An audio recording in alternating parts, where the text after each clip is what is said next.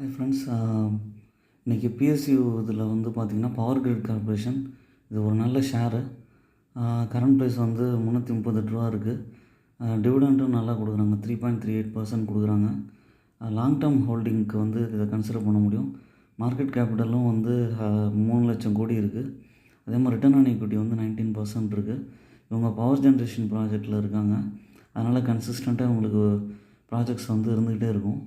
இப்போ ஒரு லாஸ்ட்டு ஒரு 2-3 மந்த்ஸாக வந்து ஒரு சைட்வேஸ் பேட்டர்னில் இருக்குது. பட் பை ஆன் டிப் ஸ்ட்ராட்டஜியில் வந்து கொஞ்சம் கொஞ்சமாக வாங்க முடியும். நீங்கள் அவங்களால பல்க் இன்வெஸ்ட்மெண்ட் பண்ணாதீங்க.